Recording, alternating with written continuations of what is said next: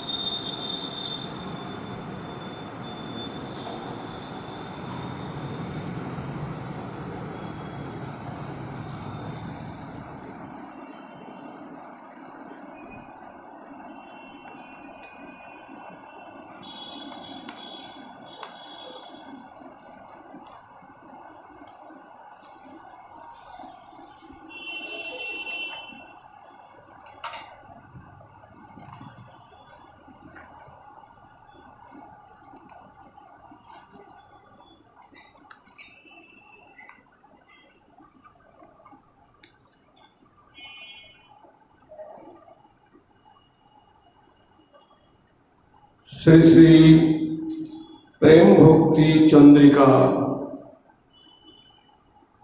अज्ञानतिमिरन्ध्रस्य ज्ञानाञ्जनशलाकया चक्षुरुन्मीलितं येन तस्मै श्री गुरवे नमः।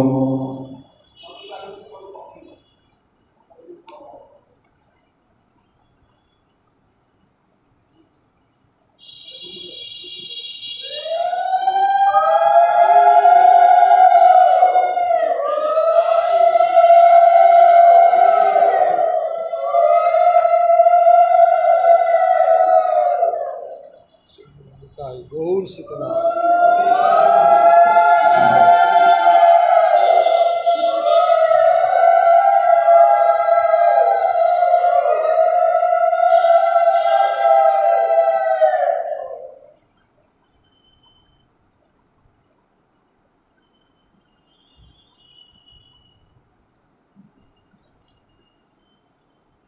श्री कृष्ण चैतन्य महाप्रभु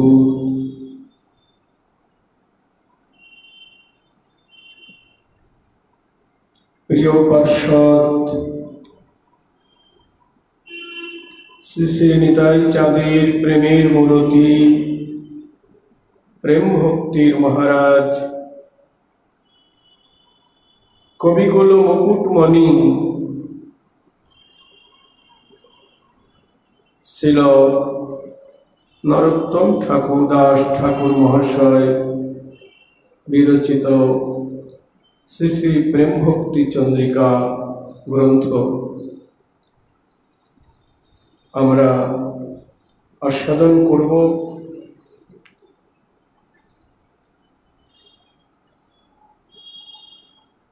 ग्रंथकार छिल ठाकुर महाशय। तिनी मंगलाचरणे बोलছেন अज्ञानतिमिरन्ध्रस्य ज्ञानाञ्जनशलाकया चक्षुरुन्मीलितं येन तस्मै श्री गुरवे नमः। अर्थात जिनी ज्ञानरूप अंजन शलाका द्वारा अज्ञान तिमिरे अंध आमार नयन उन्मीलित करे दिएছেন সেই শ্রী গুরুদেবের শ্রীচরণে আমি প্রণাম করি। হৃদয় গৌর হরি বল। একটু আগে আমরা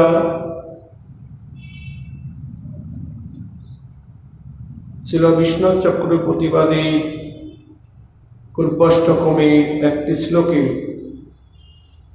আমরা উচ্চারণ করেছি যস্য প্রসাদাৎ ভগবৎ প্রসাদ यस्य प्रसादान्न गति कुतोऽपि ध्येयं स्तुवंस्तस्य यशस्वी सन्धां वंदे गुरु श्री चरणारविंदम।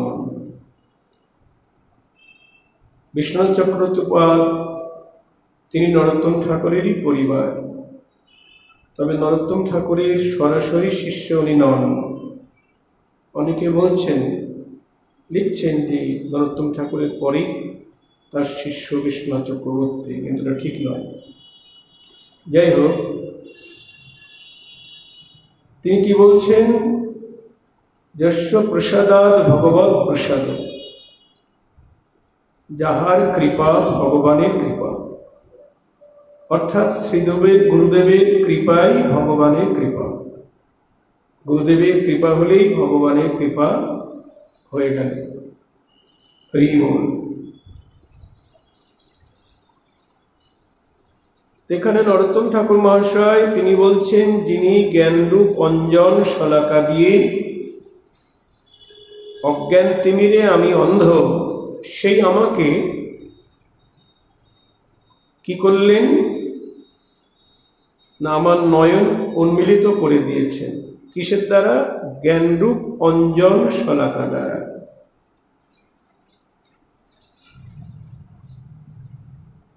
এটা কোন জ্ঞান? না, দিব্য জ্ঞান বা কৃষ্ণ স্মৃতি জ্ঞান। হরি বল। কৃষ্ণ স্মৃতি জ্ঞান না থাকলেই সে অন্ধ। এই জগতের বুদ্ধিজীবীরা বলছেন, যারা লেখাপড়া জানে না তারা অন্ধ, কিন্তু আমাদের গৌড়ীয় বৈষ্ণব বলছেন, চৈতন্য চরিতামৃতেই বলা আছে, সনাতন শিক্ষায় মহাপ্রভু বলছেন, কৃষ্ণ নিত্য দাস জীব তাহা ভুলি গেল, তে কারণে মায়া পিশাচি তার গলেতে বান্ধিল। আমরা সকলেই যে কৃষ্ণ চরণের দাস, শুধু একদিনের বা এক জন্মের দাস নয়, অনাদি কাল থেকে বা অনন্ত জন্ম ধরে আমরা কৃষ্ণ চরণের দাস, নিত্য দাস। কিন্তু তাহা ভুলি গেল। এটাই আমার আসল পরিচয়।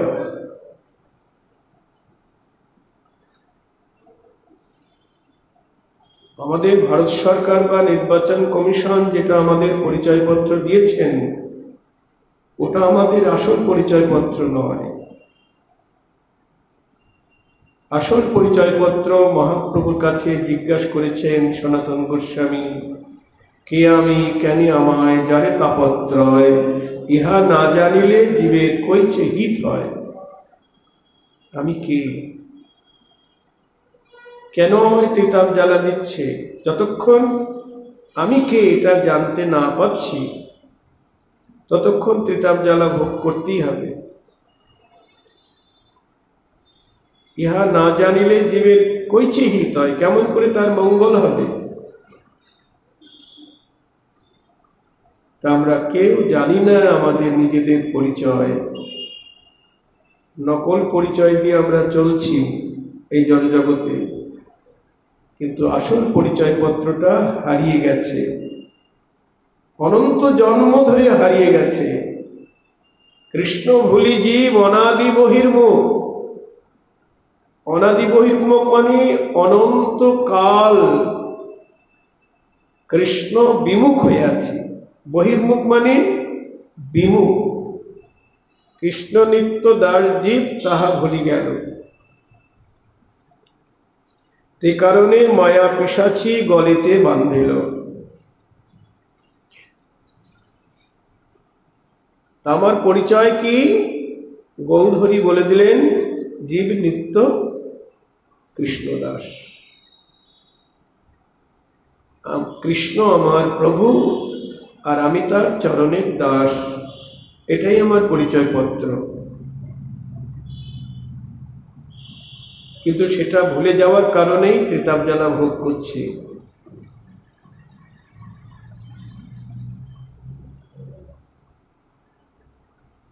এখন সেই স্বরূপটাকে জাগাতে হবে। আমি যে কৃষ্ণের চরণের দাস, মুখে মুখে বললে হবে না। গুরুদেব দিলেন পরিচয়পত্র, তোমার পরিচয় কি? হ্যাঁ, আমি কৃষ্ণের চরণের দাস, আমি গুরুচরণের দাস, খুব বড় করে বলছি, কিন্তু কাজের বেলায় মায়ের দাসত্ব করছি, একটু কৃষ্ণ দাসত্ব করছি না। তাহলে কি করে আমি বলছি যে আমি কৃষ্ণের চরণের দাস? ওটা মুখে মুখে বলা হচ্ছে।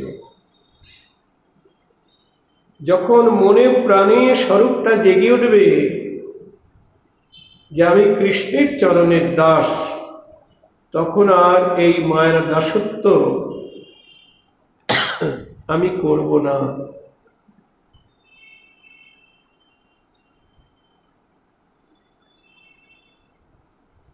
অনেকেই অনেক রাজত্ব ছেড়ে চলে গেছেন। রঘুনাথ দাস গোস্বামী পিতার ইন্দ্রসম ঐশ্বর্য, অপ্সরা সম স্ত্রী সব ছেড়ে চলে গেলেন, কারণ তিনি জানতে পেরেছেন আমার পরিচয়, আমি কৃষ্ণের দাস, আমি গৌর চরণের দাস। এই জনমটা, এই দুর্লভ মানব জনম, এটা গৌর গোবিন্দের সেবার জন্যে, তার ভজনের জন্যে, তার সেবা করতেই এসেছি। নরোত্তম ঠাকুর বলেছেন না, কৃষ্ণ ভজিবার তরে সংসারে আইনু, মিছে মায়ায় বদ্ধ হই বৃক্ষ সম হইন, ফল রূপে পুত্র কন্যা ডাল ভাঙি পড়ে, কাল রূপে পৃথিবীতে পক্ষ বাসা করে। দিন গেল মিছে কাজে, রাত্রি গেল নিদে, না ভজেন রাধা কৃষ্ণ চরণারবিন্দে। নিতাই গৌর হরি বল। তাহলে আমরা কেন এসেছি? কৃষ্ণ ভজিবার তরে সংসারে আইন। এই দুর্লভ মানব জনম কৃষ্ণ ভজনের জন্য, ভোগের জন্য নয়। ভোগজনিত আমাদের অনেক ভোগ করেছি। যখন শিয়াল কুকুর ছিলাম, বাঘ ভাল্লুক ছিলাম, কীট পতঙ্গ ছিলাম, অনেক ভোগ করেছি, আহার নিদ্রা মৈথুন অনেক করেছি। ওসব ভোগজনী। আর মানব দেহ, এটা হলো গোবিন্দ ভজনের জন্য। দুর্লভ মানব জন্ম সৎসঙ্গে, তর হয়ে ভব সিন্ধুরে, ভজ হরে মন শ্রীনন্দনন্দন, অভয় চরণার বিন্দুরে। বৈষ্ণব কবি বলছেন, মন ও মন, গোবিন্দের অভয় চরণ ভজনা করো। যে চরণের শরণ নিলে আর কোনো ভয় থাকে না। আর ভজন করা মানে সেবা করা।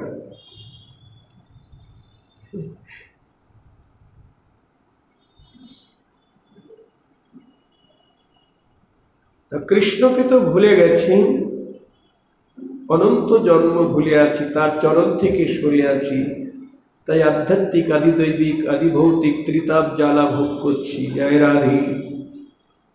এবার উপায়, মানে চাকরি হারিয়ে ফেলেছি। চাকরি মানে আমি যে কৃষ্ণের দাস, দাসের কর্তব্য কি? প্রভুর সেবা করা। কিন্তু আমি তো কৃষ্ণের দাসত্ব করি না, তার সেবা করি না। তার মানে ছাঁটাই হয়ে গেছে। দাস যদি মালিকের আজ্ঞা পালন না করে, তার সেবা না করে, তাহলে তো সে ছাঁটাই হয়ে যাবে। আর ছাঁটাই হয়ে গেলেই দুঃখ ভোগ করতে হবে। তাই ত্রিতাপ জ্বালা ভোগ করছি, কৃষ্ণ সেবা করি না বলে। এবার যদি হারানো চাকরিটা ফিরে পাই, তাহলে আবার সব দুঃখের অবসান হবে।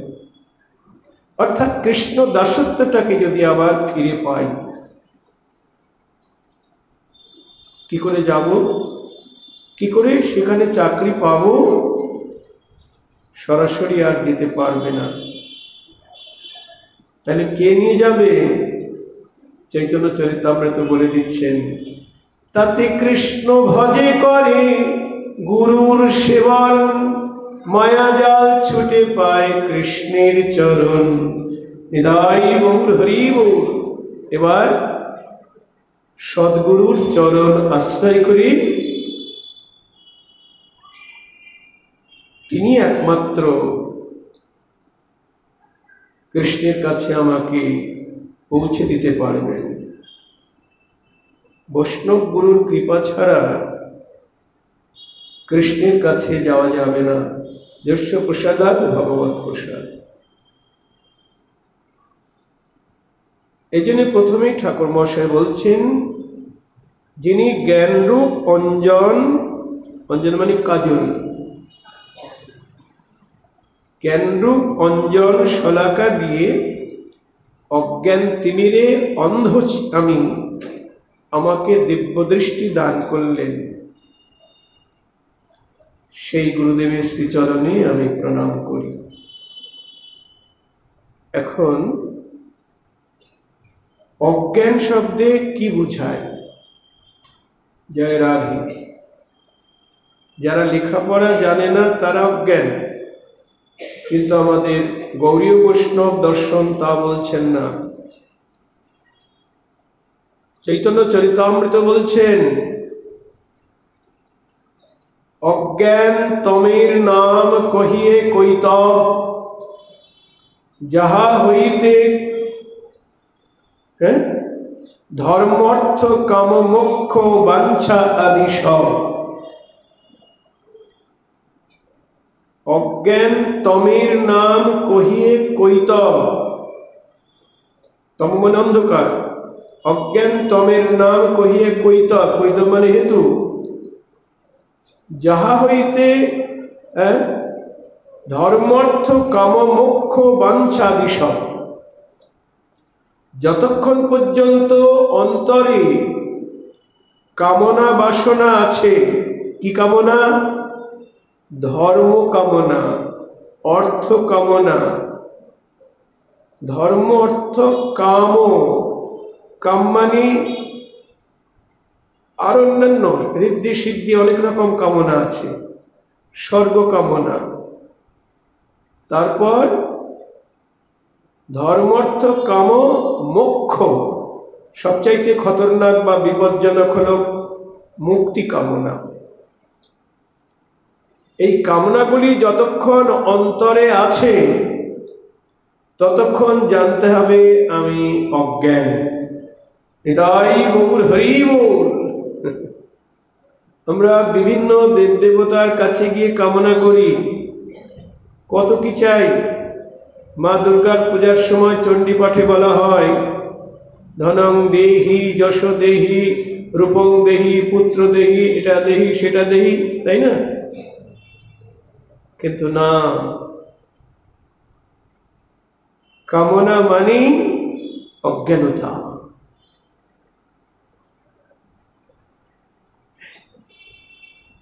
নিজের সুখের জন্য যে কামনা, সেটা হলো কাম। আর কৃষ্ণের সুখের জন্য যে কামনা বা চেষ্টা, সেটা হলো প্রেম। অত্যন্ত প্রীতি সুখ তাকে বলে কাম, কৃষ্ণ সুখ প্রীতি বাঞ্ছা ধরে প্রেম নাম। সহজ কথা। নিজের সুখের জন্য, নিজের ইন্দ্রিয় বা দেহের সুখের জন্য যে চেষ্টা করছে সেটা কাম। বাড়ি ঘর কার জন্য করছি? বাড়ি গাড়ি টাকা পয়সা এসি অনেক কিছু নিজের জন্যই তো, নিজের সুখের জন্য বা ছেলে মেয়ে ইত্যাদি সুখের জন্য। কিন্তু কৃষ্ণের সুখের জন্য তো করছি না, এটা কাম। কৃষ্ণের জন্য একটা কিছু করছি, ওই আমার জন্য বড় ঘর থাকবে, চারদিকে জানালা থাকবে, এসি টেসি সব থাকবে। আর ঠাকুরের জন্যে কি করব, রাধানাথের জন্য সিঁড়ির তলে হয়তো একটুখানি ছোট্ট করে রাখলাম, নাহলে চিলাকোটার উপর। এগুলি কৃষ্ণ সুখ নয়। কৃষ্ণ সুখ এখানে হচ্ছে, রাধানাথের সেবা হচ্ছে, 4 বেলা 5 বেলা ভোগ হচ্ছে, সিঙ্গার হচ্ছে, আরতি হচ্ছে, কৃষ্ণ সুখ হচ্ছে।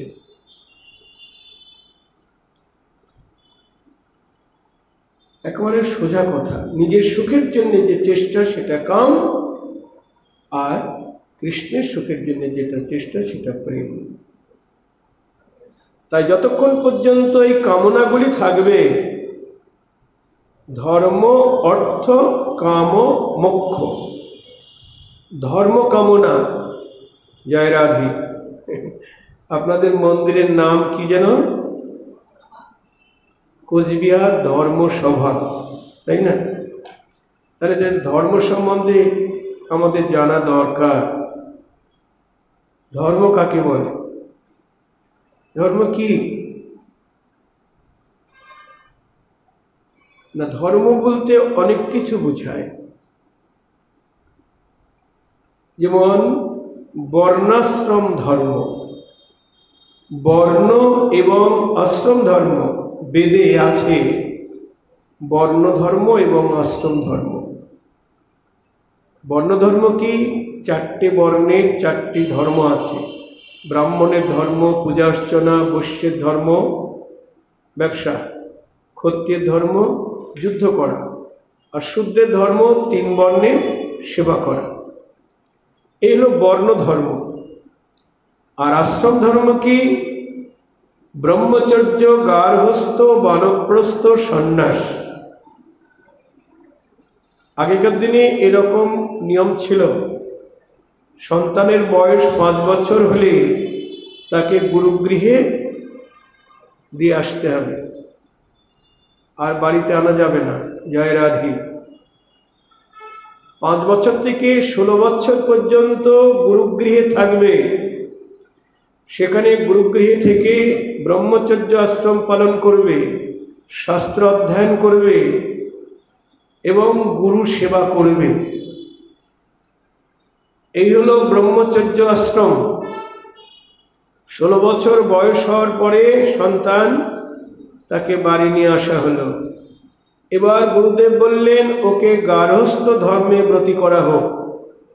তখন সন্তানকে বিবাহাদি দেওয়া হলো। এবার ঘর সংসার হতে লাগলো, সন্তান সন্ততি হয়ে গেল, সন্তান বড় হলো। এবার গুরুদেব এসে বললেন বানপ্রস্থে চলো, মানে সংসার ছেলের হাতে দিয়ে স্বামী স্ত্রী 2 জন মিলে বানপ্রস্থে চলো, মানে তীর্থ পর্যটন বা সাধু সঙ্গটঙ্গ করা ইত্যাদি। তারপর কিছুদিন বানপ্রস্থ আশ্রম পালন হলো। আবার গুরুদেব এসে বললেন এবার সন্ন্যাস। সন্ন্যাস মানে স্বামী স্ত্রী আর একসঙ্গে থাকা যাবে না, উভয়কে ছেড়ে আলাদা আলাদাভাবে ভজন করতে হবে, সন্ন্যাস আশ্রম। এটা হলো বর্ণ এবং আশ্রম ধর্ম, অর্থাৎ বেদাচার জনিত ধর্ম কর্ম। বেদাচার জনিত ধর্ম কর্ম ঠিক ঠিক যদি কেউ পালন করতে পারে তাহলে সে কৃষ্ণের কাছে যেতে পারবে না। বর্ণাশ্রম ধর্ম পালন করলে কৃষ্ণের কাছে যেতে পারবে না, না। কোথায় যাবে? স্বর্গে।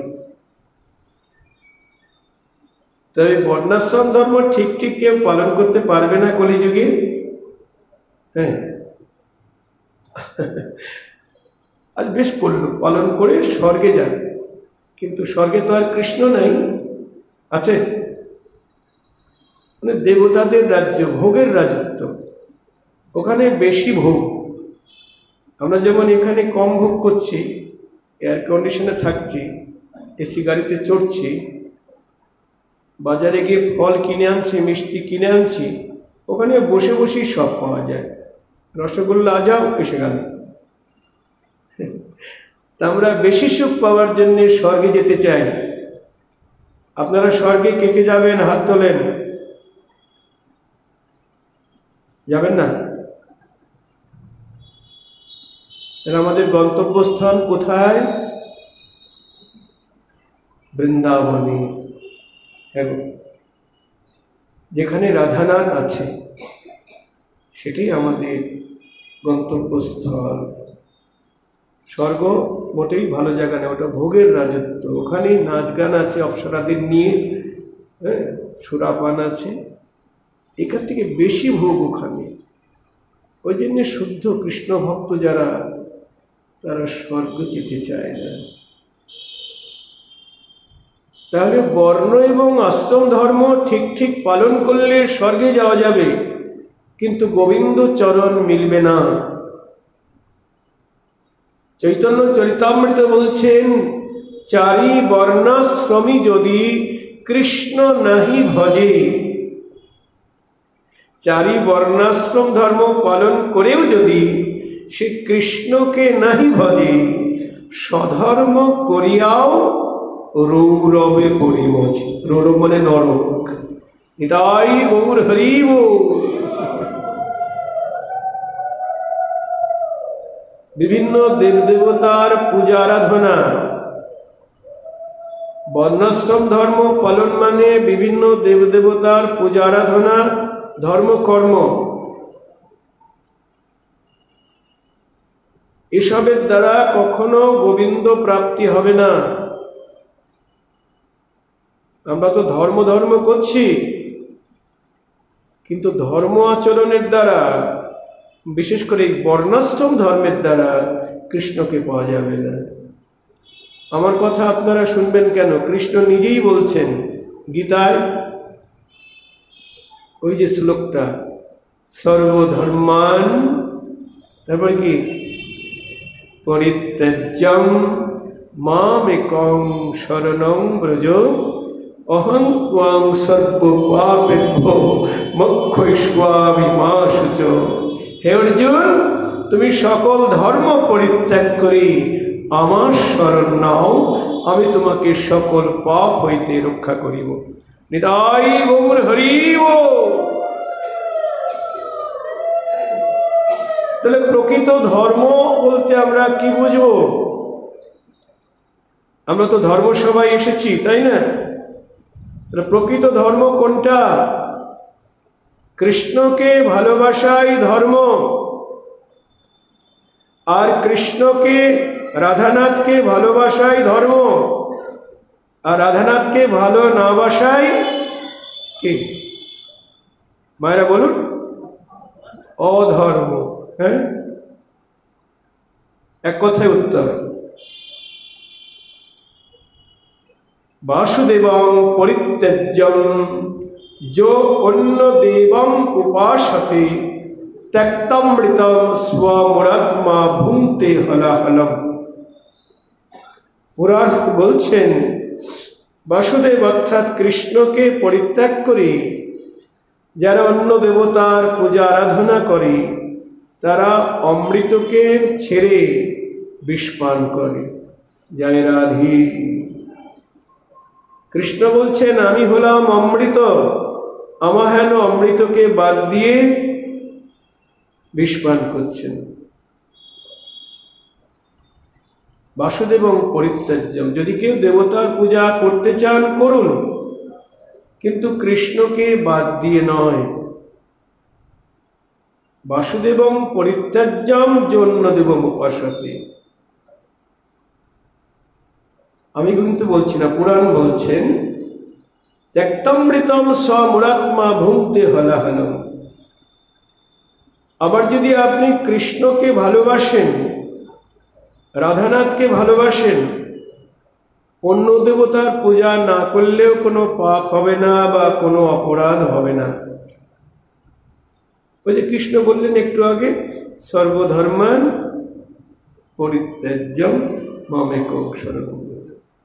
আবার ভাগবত প্রমাণ দিয়েছেন, যথা তরুর মূল নিষেচনীন তৃপ্পন্তি তদস্কন্দ ভুজোপশাখা প্রাণোপহরশ্চ যথেন্দ্রিয়াণাং তথৈব ষট্বহনমশ্চুতিজা।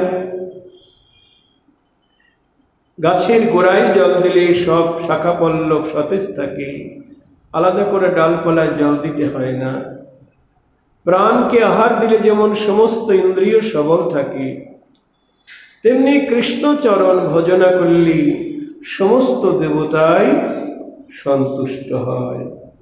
নিতাই গৌর হরি বল। আমাদের সময় তো কম গো, সময় মানে পরমায়ু কম। বাড়ি থেকে এসেছি, আর বাড়ি ফিরে যেতে পারবো কিনা কোনো নিশ্চয়তা নেই। কখনো স্ট্রোক হয়ে যায়, অ্যাক্সিডেন্ট হয়ে যায়, কিচ্ছু বলা যায় না। এই জন্য অল্প সময়ে অনেক দূর যেতে হবে।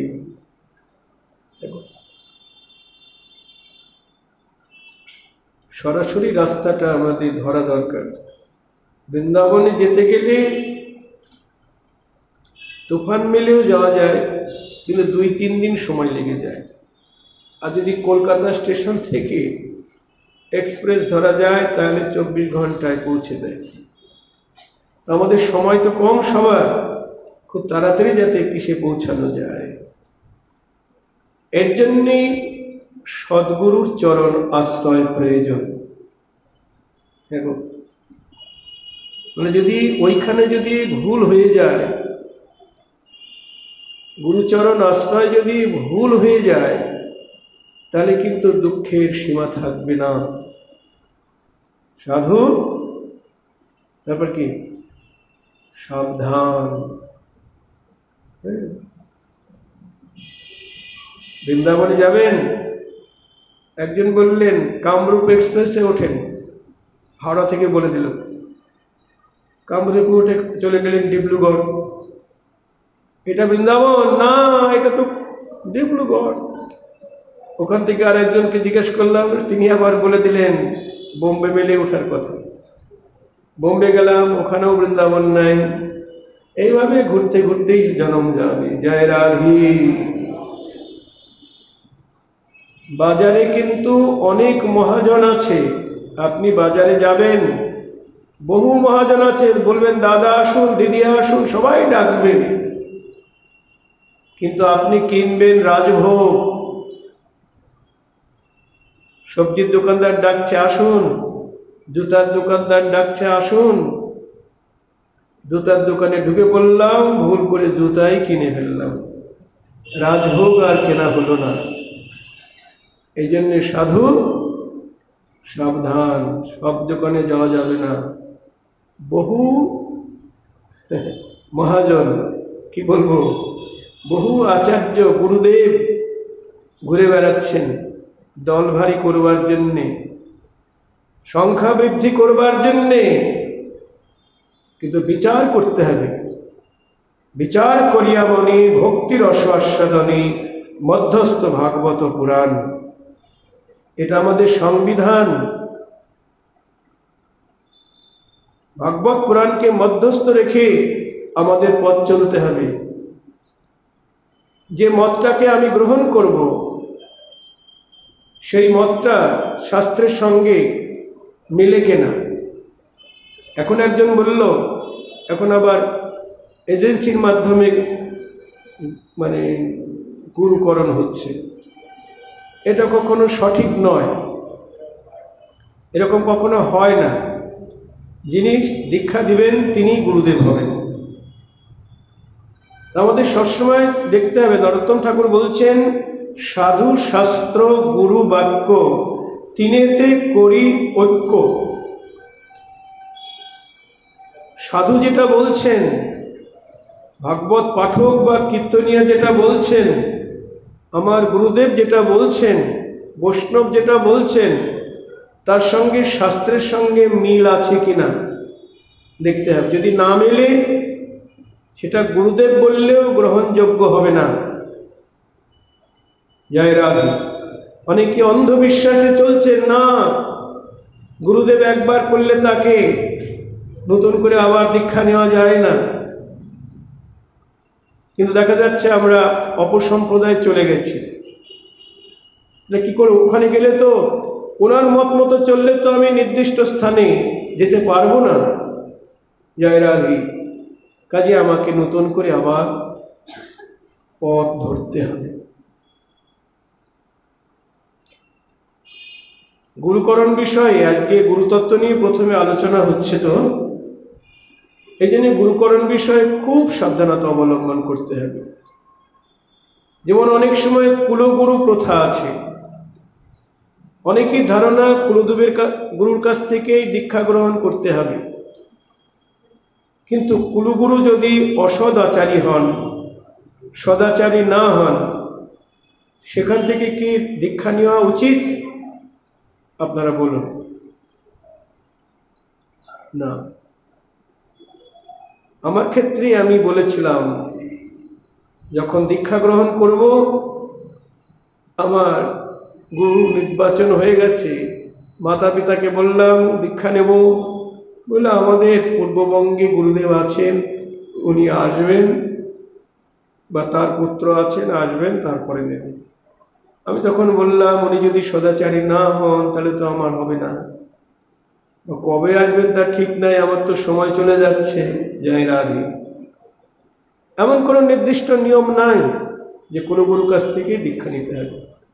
স্বয়ং মহাপ্রভু রামানন্দকে বলেছেন, আপনারা চৈতন্য চরিতামৃত তো সবাই পড়েন, যখন রামানন্দের কাছে, রায় রামানন্দের কাছে মহাপ্রভু কৃষ্ণ কথা শুনতে চাইলেন, সাধ্য সাধন তত্ত্বকথা, তখন রামানন্দ বললেন, প্রভু আমি হলাম বিষয়ী রাজা, তারপরে শূদ্র জাতি, আর তুমি কোথায় সাক্ষাৎ নারায়ণ, আমি তোমাকে কি কৃষ্ণ কথা শোনাবো? তখন রামানন্দ বলেছিলেন, কিবা ন্যাসী কিবা বিপ্র, শূদ্র কেনে নয়, যে জন কৃষ্ণ তত্ত্ববেত্তা সেই জন গুরু হয়। এই দেখুন, এখানে কিন্তু কোনো বিশেষ কোনো জাতির গুরুর কথা বললেন না, যে ব্রাহ্মণ হতেই হবে এমন কিছু বললেন না। মহাপ্রভু বললেন, কিবা ন্যাসী, সন্ন্যাসী হোক, বিপ্র হোক আর শূদ্র হোক, দেখতে হবে তিনি কৃষ্ণ তত্ত্ববিদ্যা কিনা, কৃষ্ণ তত্ত্ব সম্বন্ধে তুমি অভিজ্ঞ কিনা। শিষ্য কিছু জানতে চাইলে তার সদুত্তর তিনি দিতে পারবেন কিনা, তা বা তিনি ভজন পরায়ণ কিনা, এটা দেখতে হবে। আমাদের শাস্ত্রে নির্দিষ্ট নিয়ম আছে হরিভক্তি বিলাসী, যে গুরুকরণ করতে গেলে অন্তত 1 বছর কাল গুরুদেবের সঙ্গে উঠা বসা করা দরকার। গুরুদেবের শিষ্যকে দেখবেন, শিষ্যও গুরুদেবকে দেখবেন, কিন্তু এখন তো এই নিয়মটা পালন হচ্ছে না। যাই হোক, বহু মহাজন ঘুরে বেড়াচ্ছেন, কিন্তু আমাদের সাবধান থাকতে হবে। আমি যা চাই, যাকে আশ্রয় করব, তার কাছে সেটা পাবো কি না সেটা ভালো করে জানতে হবে। এই জন্য আমাদের সাধুসঙ্গ করা দরকার। সাধুসঙ্গে না গেলে তো এসব তত্ত্ব বোঝা যায় না। হঠাৎ করে গুরুকরণ করে ফেললাম, ভুল করি। দেখুন, আপনার মেয়েকে যখন বিয়ে দিবেন, মেয়েটি যতই দেখতে অসুন্দর হোক, কিন্তু পাত্রটা ভালো চাই, তাই না? সব দিক দিয়ে দেখতে শুনতে ভালো হবে, চরিত্রবান হবে, অনেক কিছু। এ তো এই জগতের সম্বন্ধ। আর গুরুর সঙ্গে সম্বন্ধ এক জন্মের নয়। নরোত্তম ঠাকুর বলছেন, এরপরে আসবে, চক্ষুদান দিলা যে, জন্মে জন্মে প্রভু সেই, দিব্য জ্ঞান হৃদে প্রকাশিত, প্রেম ভক্তি যাহা হতে, অবিদ্যা বিনাশ জাতি, বেদে গায় যাহার চরিত। হৃদয় গৌর হরি বল। গুরুদেব জন্মে জন্মের প্রভু, যিনি আমার চক্ষু দান করলেন, তিনি আমার এক জন্মের নয়, জন্মে জন্মের প্রভু।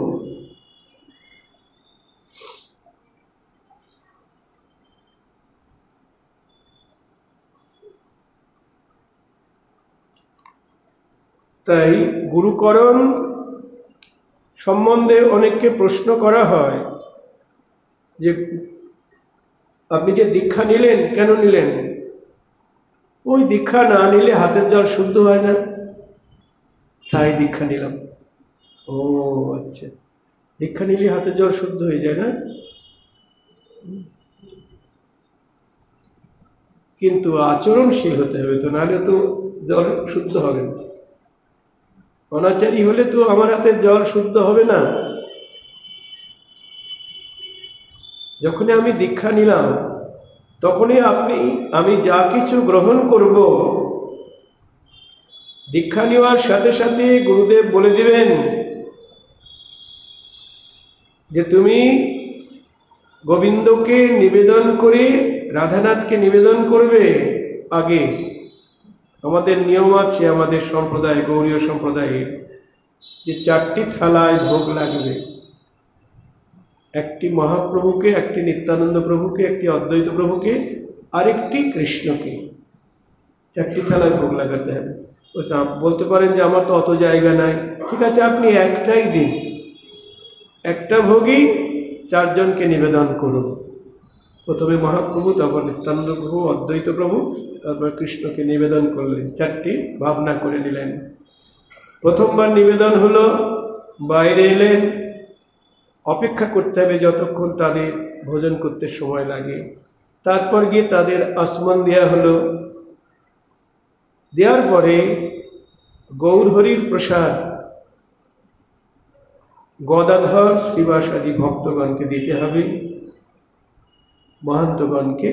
আর কৃষ্ণের প্রসাদ রাধারানী এবং সখীদেরকে নিবেদন করতে হবে।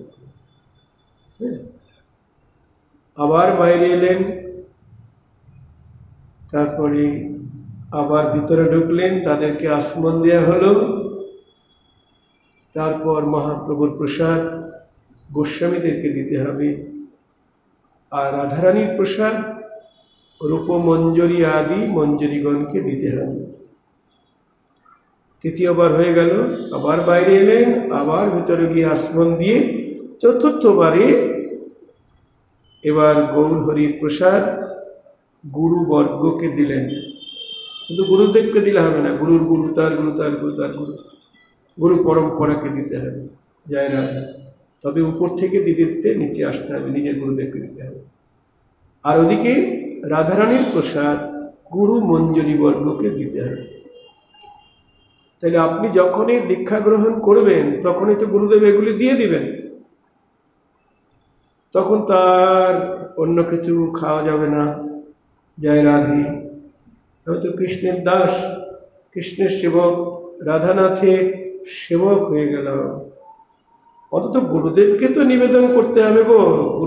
গুরুদেব তো আবার অনেকে আবার কৃষ্ণকে দেয় না, রাধারানীকে, গোবিন্দকে, মহাপ্রভুকে দেয় না, গুরুদেবকে দেয়। আমার গুরুদেবই সব। আবার কি দেয়? সে অন্য কিছু দেয়। জয় রাধে। বলে আপনারা এগুলি খান কেন? বলে আমার গুরুদেবকে দিয়ে খাই। আপনার গুরুদেব এগুলি খায়? এটা সঠিক রাস্তা নয়। কথায় বলে, লোভী গুরু কামুক চেলা, ভসতে ভসতে নরকে গেলা। এটা শাস্ত্রের নিয়ম নয়, শাস্ত্রের বিধি নয়। সাধু সাবধান। তাহলে যখনই আমি এরকম সেবা করব, সপরিবারে ভজন করতে হবে। হ্যাঁ গো মায়েরা, পঞ্চপুত্র সঙ্গে ভজে কে? রায় ভবানন্দ। তিনপুত্র সঙ্গে ভজে সেন শিবানন্দ। কিন্তু আমি ভজন করছি, আমার স্ত্রী ভজন করছে না, স্ত্রী ভজন করছে, স্বামী ভজন করছে না, পুত্র পরিজন তারা তো করছেই না। এরকম হলে তো হবে না। বলতে পারেন তাহলে আমি কি করব? তাহলে কি করবেন সেটা আপনি দেখুন ভেবে। সংসার ত্যাগ করতে হবে, তাই তো? সবাইকে বলতে হবে, তোমরা যদি আমার পথে না আসো, গোবিন্দের প্রসাদ না খাও, তাই তোমাদের রাস্তা তোমরা দেখো, আমার রাস্তা আমি দেখি। জয় রাধে। হ্যাঁ, এরকম বলতে হবে। অনেকে আসে এরকম, বাবা আমি দীক্ষা নেব, আমি প্রসাদ পাবো, হ্যাঁ আমি প্রসাদ খাই, নিরামিষ খাই, কিন্তু স্ত্রী খায় না, কি করবো? তাহলে তুমি কিছুদিন রান্না করে নিজে খাও, ওকে একটু দেখাও, তখন যদি স্বামীর ভক্তি যদি থাকে, যদি সহধর্মিণী হয়, তাহলে হয়তো আসতে পারে, আর না হলে নিজের পথ নিজে দেখতে হবে। জয় রাধে। এসেছি একা, যেতে হবে একা, যার যার ভজন তার তার কাছে। হরি বল।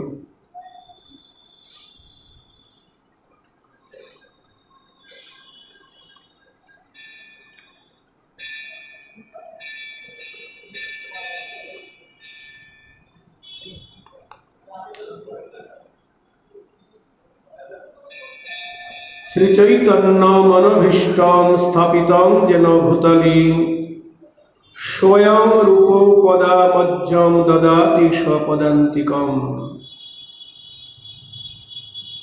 দ্বিতীয় শ্লোকে শ্রীল ঠাকুর মশাই বলছেন, শ্রীচৈতন্য মনভীষ্টং স্থাপিতং যেন ভূতলে, যিনি শ্রীচৈতন্য মহাপ্রভুর মনের অভিলিষিত বিষয় জগতে স্থাপিত করেছেন, স্বয়ং রূপ কদা মধ্যম দদাতি স্বপদান্তিকম। সেই রূপ গোস্বামীপাদ কবে আমায় তার চরণ সান্নিধ্য প্রদান করবেন? খুব ভালো করে ধ্যান দিতে হবে। ঠাকুরমশাই বলছেন, শ্রীচৈতন্য মনভীষ্টং স্থাপিতং যেন ভূতলে, অর্থাৎ শ্রীচৈতন্যের মনের অভিলাষ যিনি জানেন, যিনি জগতে প্রতিষ্ঠা করেছেন, স্থাপন করেছেন, এই কথাটা আমাদের ভালো করে উপলব্ধি করতে হবে। এখানে বলছেন সেই শ্রীচৈতন্যের মনোভিলাষটা কি?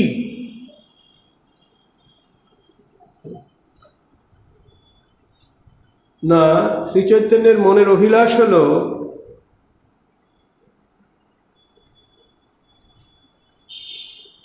বৃন্দাবনে রাধাকৃষ্ণের যুগল সেবা জগতে প্রবর্তন করা বা প্রতিষ্ঠা করা।